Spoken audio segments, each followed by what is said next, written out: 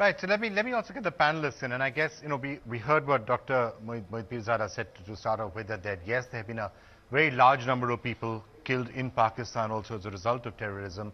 But then also we heard from Amrullah Saleh and others saying that, but a lot of the problems actually originate in Pakistan, and that, Dr. Swamy, as I come to you, is a view that many in India also express, that yes, Pakistan is now also paying the penalty or paying the price for terrorism, but a lot of the origins were there. So it's a bit like somebody lighting a match to set a neighbor's house on fire, and then the fire coming back and affecting you. That's the way I've heard you and others also expressing it in the past.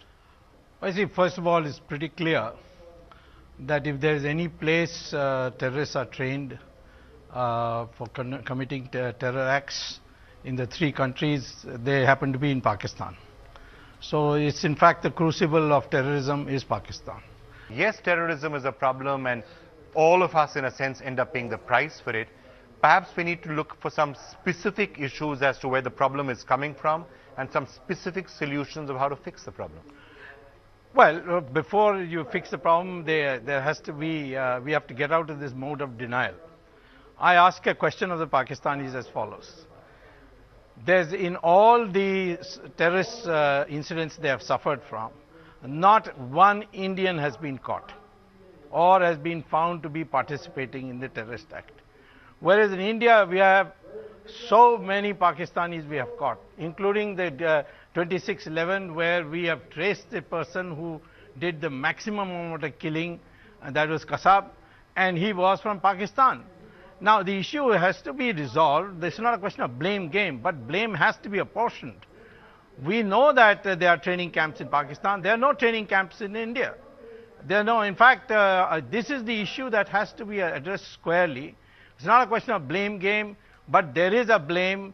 There is a kind of complicity, promiscuity in dealing with terrorism. The problem is Pakistan's civil society is not as strong as Indian civil society.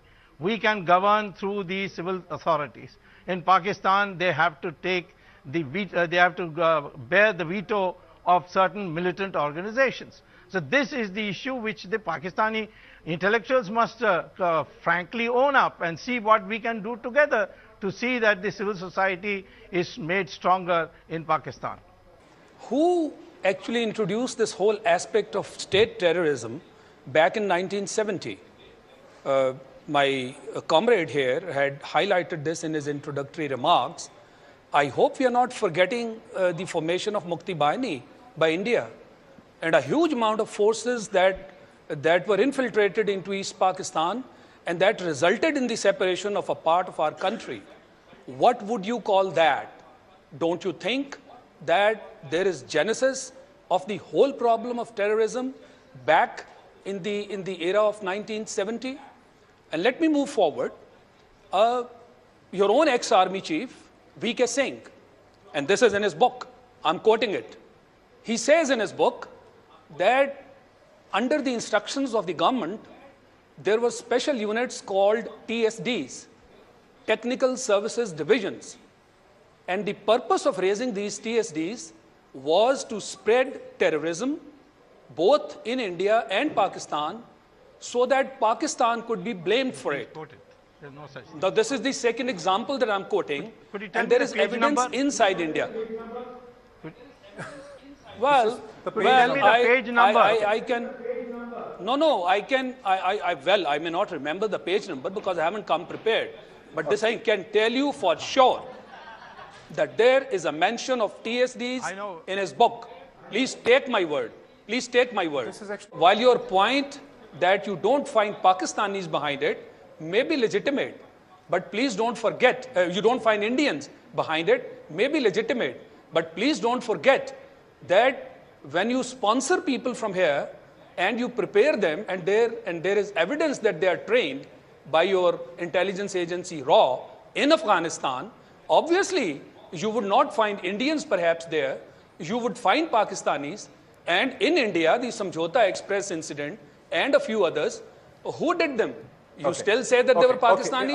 I think let us go back to Delhi and then we go to Kabul. Yes, over to Delhi to Vikram. So can I get a response from Dr. Swamy, and then I'll toss it across to Kabul, and perhaps you can then, if you could respond to that and then take it across to Kabul, maybe Amrullah Saleh or somebody. Internationally, the most original explanation I've heard of Mukti Bahini being a terrorist force is from this gentleman in Pakistan. No country of the world has recognized Mukti Bahini as a terrorist force. Now, of course, it was unfortunate for Pakistan because it broke up into two, thanks to the Mukti Bahini, and that because they drove a crore of people across the border to India, out of which the Mukti Bahini was born, and they went back to Bangladesh to create Bangladesh. Now, therefore, please tell me, is there any authority in the world which has declared Mukti Bahini as a terrorist force? The answer is no. Second, whether it is Samjhauta Express, which Mr. Manishankar Ayer's government figment of imagination, that it was due to Indians who did it, that's a question which in the courts of law have found no takers. In fact, the United Nations declared